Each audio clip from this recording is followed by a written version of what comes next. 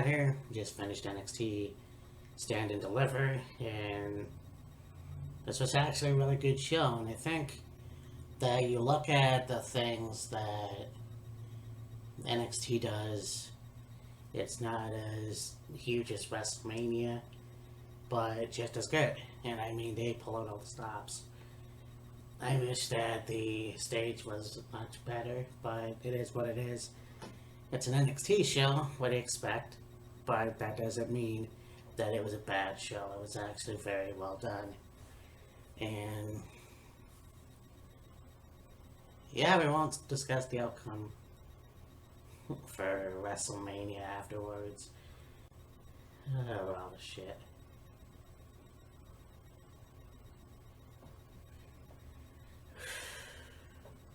Anyways, here we go.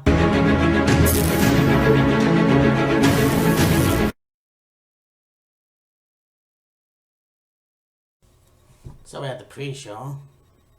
So happy I missed it. Anyways, you have Chase U defeating Schism. The stipulation was if Chase U lost, then Schism basically would have the rights to Chase U. Which I figured that wouldn't happen anyways, but you know, it was a pretty good match, I'm sure, but from what I see here, you have, and yes, I am reading the cheat sheets here. I have a shitty memory, but whatever. You have Chase U, you got Hudson ripping off the shirt, finally embracing Chase U. He helps Chase deliver the flatliner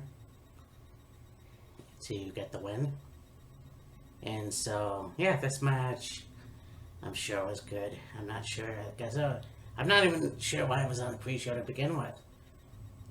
Like, really, it should have been on the actual show, but I guess maybe they didn't want to go overtime or whatever. Which is fine, but I mean, the match was advertised. Not as the pre-show match, but you know, it is.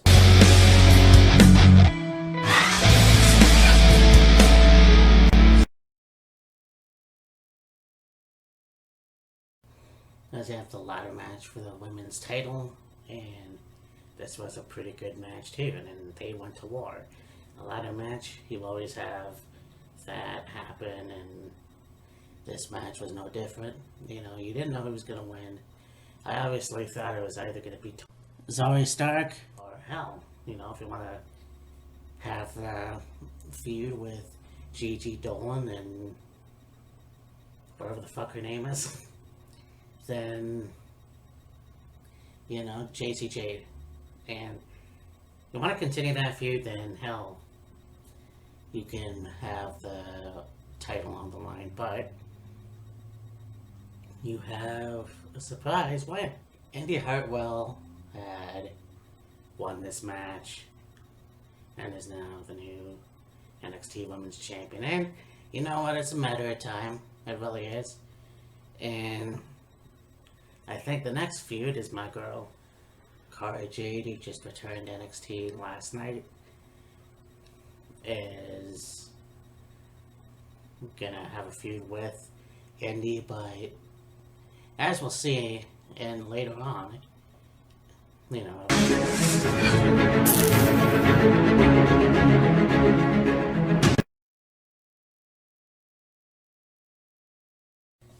you have the favorite match for the NXT Tag Team titles. You got the Gallus Boys, who defeated the Creed Brothers, Antonio D'Angelo, and Stacks. This was a pretty good match too, and once again, didn't know who was going to win it. And obviously, I had thought that you were going to have the Creed Brothers win their belts back, but in a surprising twist, just as Two Stacks was going to go for the pin, he gets pulled out of the ring by the no-returning Joe Coffey. And that gets the Gallus Boys the win. I have no idea. I think maybe Joe went back to ICW. I'm not quite sure.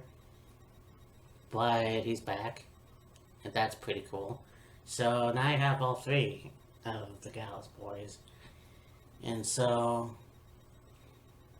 yeah, we'll see what happens with that, too. I mean, he hasn't been around since NXT UK, so let's see where this goes. I mean, all these teams were very good in the match. You didn't know which way it was going to go, obviously, but it was a lot of fun, you know. And these three-way matches, they're fine for what they are, but, three-way take team matches or triple threat matches for a singles title,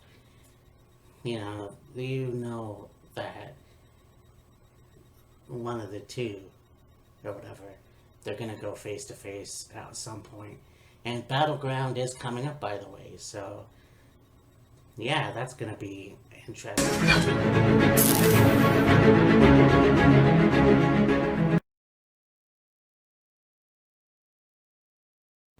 You have the NXT North American title.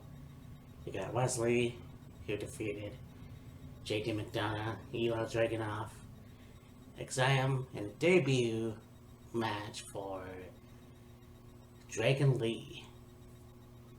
And very impressive. New theme music, obviously. And it's one of those things where all these competitors did a very good job.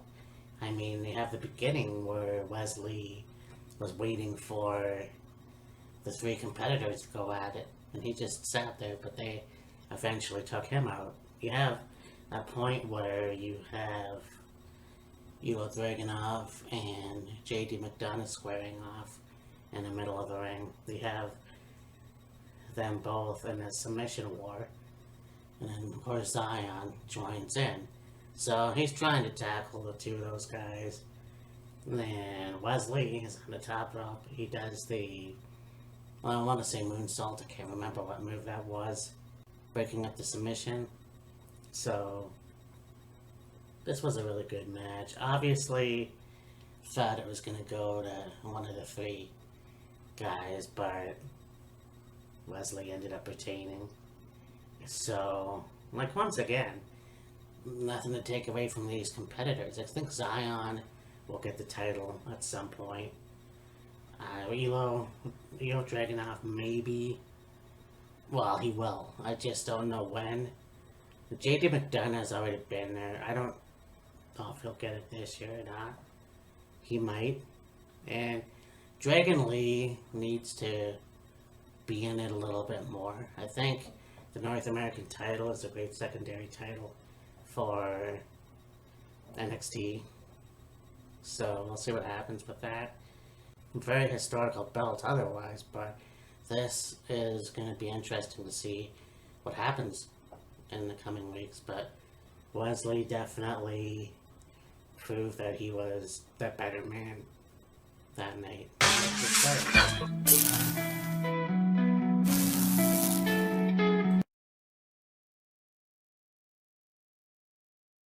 You got the non-sanctioned match.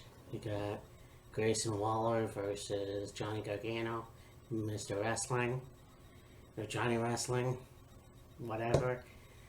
This match was cool. First, you have Johnny coming out, and he gets into the ring, and gets attacked by Grayson Waller. They head out on the outside. They go at it back and forth. Their chairs were used. You got a table that was used. You got Johnny Gargano on the announce table, and he gets beaten down and the table breaks, being thrown through it by Grayson Waller. They have a point where Grayson is taunting Candice LeRae on the outside. She's got the kid. Honestly, can't remember what his name is. Sorry, no disrespect. But anyways, so that happens, and then Johnny Gargano beats him up some more. And this is an attempt again at taunting Candice, where she finally has enough and says, "Hold my baby," and she gets into the fight, and has the kendo stick. So it was a kendo stick fight between, beating Grayson by Candice and Johnny. So that was pretty cool. And Johnny ended up going over with the Gargano stretch. And yeah, I mean, a lot of aggression in this match. Obviously, this is why I like unsanctioned matches or no holds barred matches in general. So this was actually a very good match. And I'm not quite sure if they're going to have a match at Battleground. I could see the feud continue, but you never know. Well, like I said, after the match, we have Johnny and Candice headed out onto the entranceway, and out comes Indy Hartwell and Dexter Lumis. Indy, of course, the new champion, and because they were the way, which I don't know why, but I never liked that group. And they all raise each other's hands, and that was pretty cool, because I mean, Johnny and Candice are on Raw, so I think that I hope they stay that way. I'm not quite sure what's happening anymore, but it was a good actual reunion of sorts.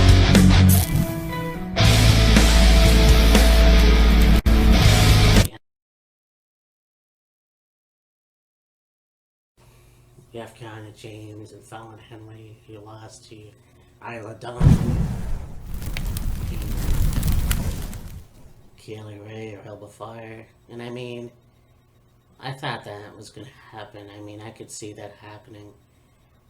It's kind of cool because it was like you have Brooks and Jetson out there, and they were obviously on the side of Fallon and Kiana.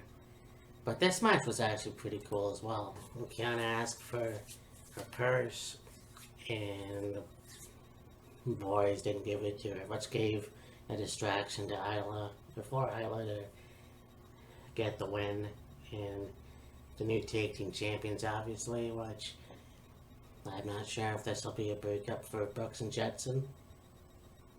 That could happen, but I'm not quite sure. I think that these four are very good wrestlers, in my opinion. Isla Dawn and Elba Fire are much better. Obviously, I enjoy them better. So as the champions, we'll see where they go. I think it'll be interesting.